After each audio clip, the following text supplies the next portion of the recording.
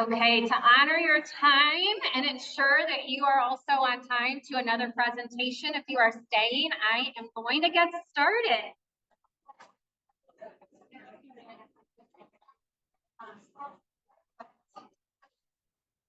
Thank you all so much for coming tonight to Curriculum Night at Winkelman.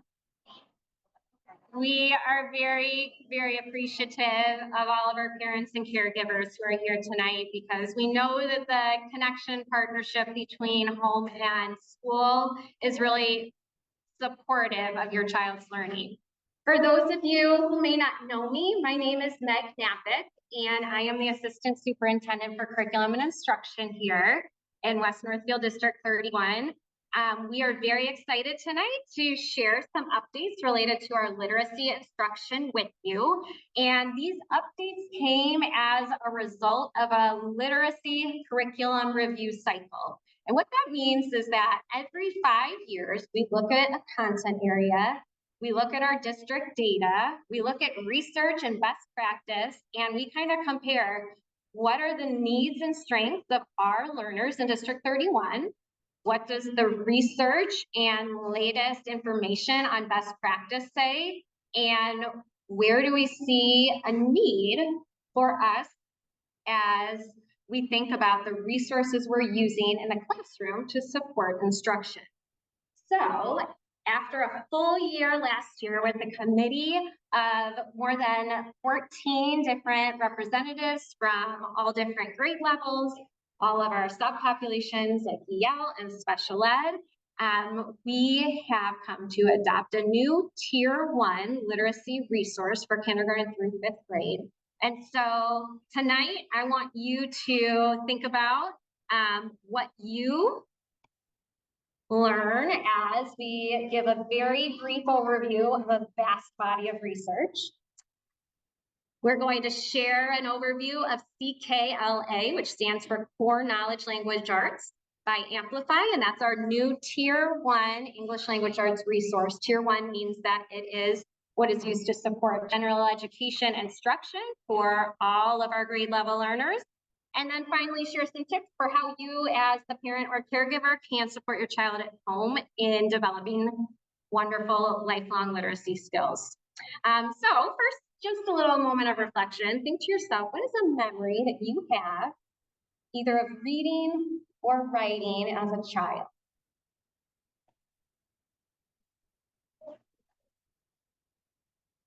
So if I was in a classroom setting with students, they would maybe turn to a partner and share their ideas, but for the sake of time, we're not going to do that. I'm assuming some of you maybe have really positive experiences. Some of you maybe not so positive. Some of you may have a very specific memory in mind, perhaps of like sitting with a parent and reading, or maybe a moment in a class when like the light bulb clicked for you and all of a sudden you really understood how to read a certain type of word, or you fell in love with writing a certain type of genre, like maybe you fell in love with writing poetry, maybe it was the first time you shared a piece of writing with somebody, but hopefully you're able to think of a time in your childhood when you had a specific literacy experience. And our goal is when all of our District 31 students leave us, that they have a plethora of really positive and empowering literacy experiences that they remember fondly. So, as I mentioned with our literacy review cycle, the first piece is diving into research. And some people who are educators are very aware that literacy research has been a hot topic in the news lately. And if you're not an educator, maybe you haven't noticed it as much. But recently, there's been a lot of conversation around something called the science of reading. And ultimately, what this means is that there's brain research that actually tells us and informs educators and helps us understand how to teach reading. So we know that there are different areas of our brain from neuro research that are involved in processing print, involved in hearing and understanding the sound that speech makes, and the meaning of language. And since the neural connections in the brain are actually required to connect these different areas that light up in the brain, showing that neural activity, those pathways don't naturally exist. And that's our role as teachers to connect those different areas in a pre-literate brain to actually teach them how to read. And that's built through explicit instruction and ongoing practice. And so when we think about something like the science of reading, it's not something that you can like adopt. It's not, you know, I can't say like, oh, we've adopted the science of reading, because it's a body of research that informs instruction, and it informs the approaches that we take to make sure that our instruction matches what we know about the brain and how it learns to process text and create meaning from our language. So this image here is called Scarborough's reading rope, and ultimately what this shows is it shows that we have many different strands that go into being a skilled reader. The strands in the top half show what's involved in language comprehension. These are things like building background knowledge, so you know something about a topic already, and that helps you make sense of what you are reading or hearing. Things like understanding vocabulary words, understanding how syntax and language works to help you develop understanding. Verbal reasoning, which means things like understanding metaphors and figurative language, and understanding different literary genres and concepts of print. Concepts of print can be something as simple as like, I know when I read English, I read from the left side to the right side of a page. All of those things woven together help me develop language comprehension, but that's not enough for me to be a reader. I also need the bottom half of the rope, and the bottom half of the rope shows how we recognize words.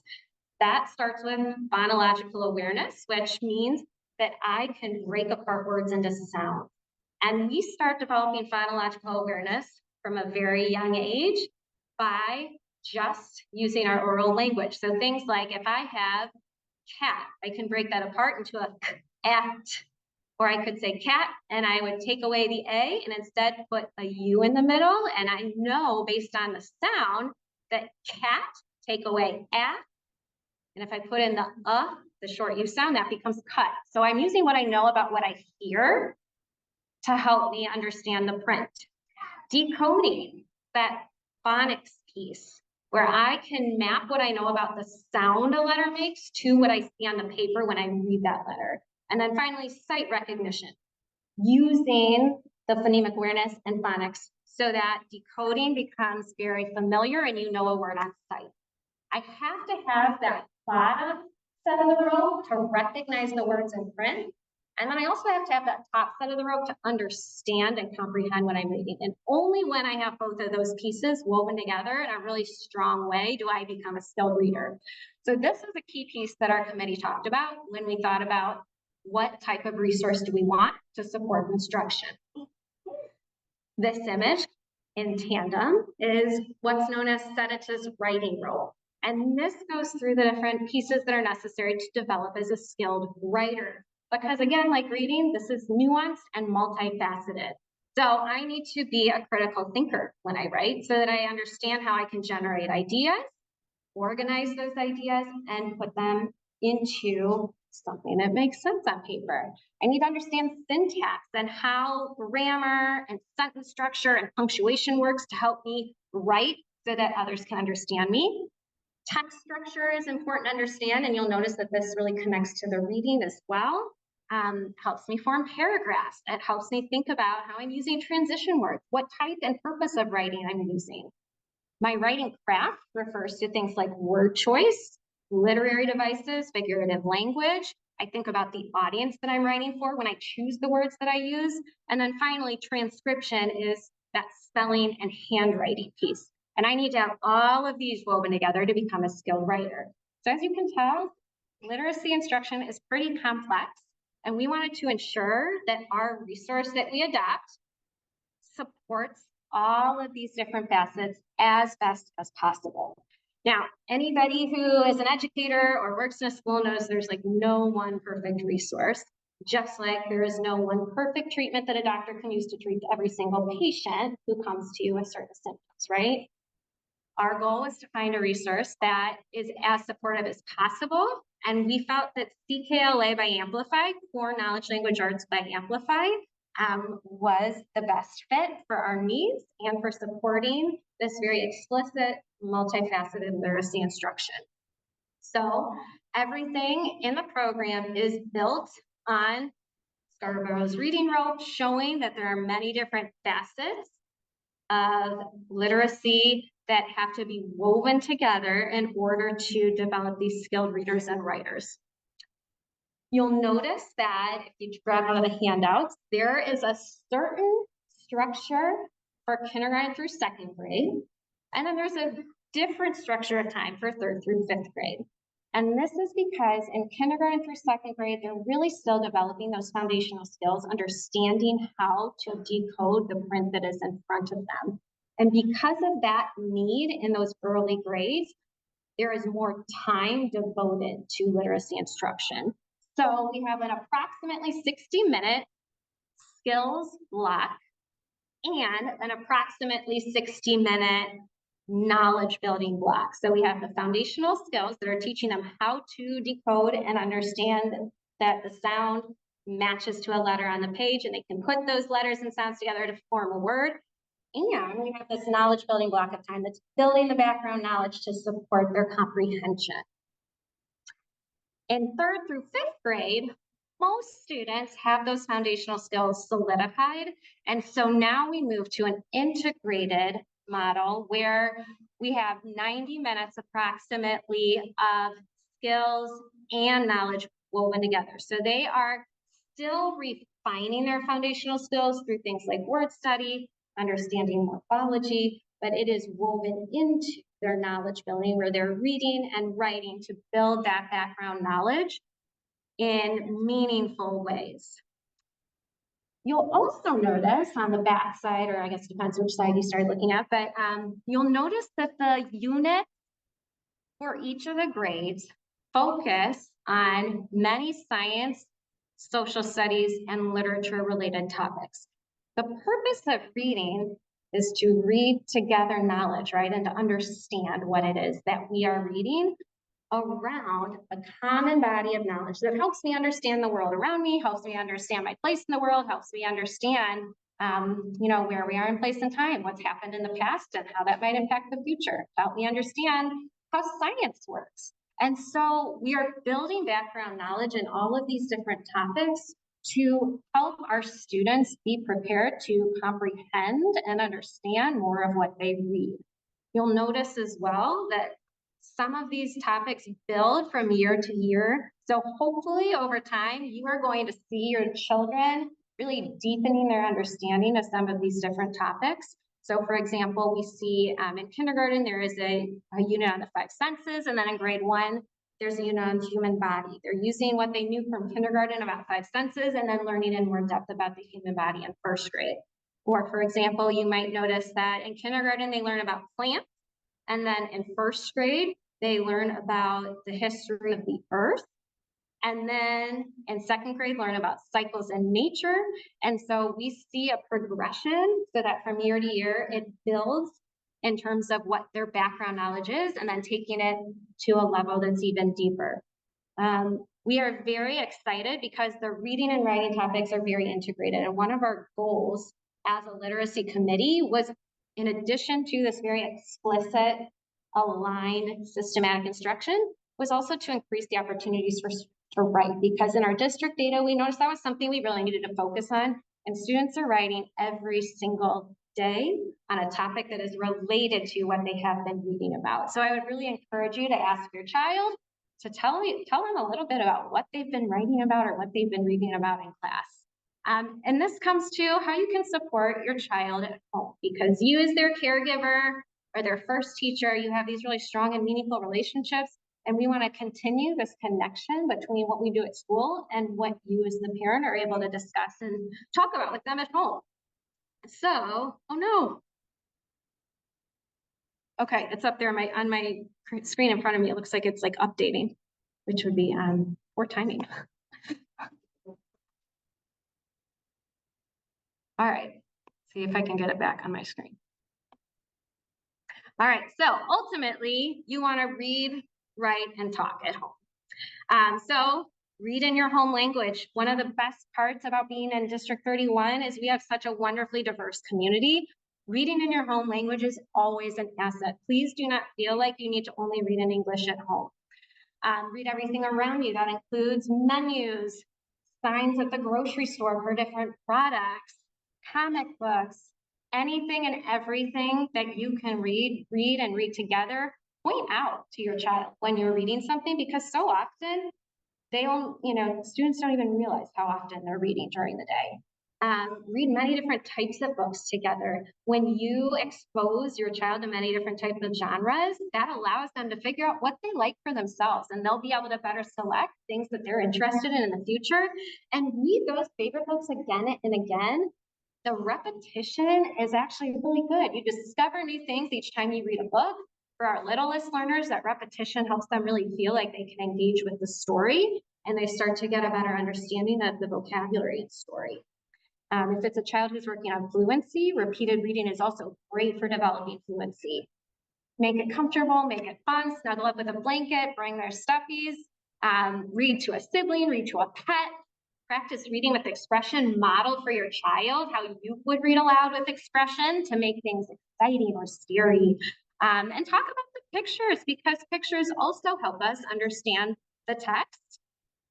Use the pictures to help you make questions, like stop before you turn the page, make a dramatic pause. What do you think will happen next? I have a 6-year-old and a 4-year-old, and this is very timely for us as my 6-year-old is becoming a reader herself. And I love overhearing her when she reads, because sometimes she's starting to mimic some of the things that I do when I read with her, and she's doing them now with her sister. And she'll be like, what do you think will happen next? So your children pay attention to what you do more than I think we often realize. Writing at home is also so important. It's really important for our kids to see writing is also a part of our everyday lives. Things like shopping lists, writing about their favorites. You can have them like write on Post-its and label different things around your house, particularly if they're younger students and they're just learning to write. Write letters to family members who live in different places. I know FaceTime and email and text messaging are so convenient. And also, it's really always nice to get a letter or a card in the mail too. Have your child practice writing recipes. You can actually even like make up a recipe together. Look at a menu at a restaurant sometime, and then when they go home, use that dramatic play opportunity for them to play restaurant, write their own menu for their pretend restaurant. There are lots of ways to engage in writing in a fun and exciting way. Things like if you have calendars, rules for games. You can, my daughter loves making up games, and so write your own rules to go with it. They can create their own novels, short stories, poems, riddles and jokes is a big one in our house right now. Anything and everything that you can think of is a wonderful opportunity to encourage writing. Things that you might not even think of, singing songs, playing games, because that really requires a lot of that multi-step processing as well. And getting outside and just doing creative play, because language, spoken language, is also really helpful in supporting strong literacy. So talking is one of the best things that you can do to support your child's literacy development as well. Telling family stories. At our dinner table, we do what we call like a rose and a thorn, something that happened to make us feel good is our rose for the day, something that maybe wasn't so good or made me feel kind of bad is our thorn. And all of that is a part of developing language as well. So if you have questions, I am sticking around. You are welcome to come ask me. I'm available by email or phone anytime. And our literacy coordinator, unfortunately, is sick, but her contact information is here as well. We will send out the slides in Nina and Shatan's family update. So no worries, you will have access to them as well. But thank you so much for being here.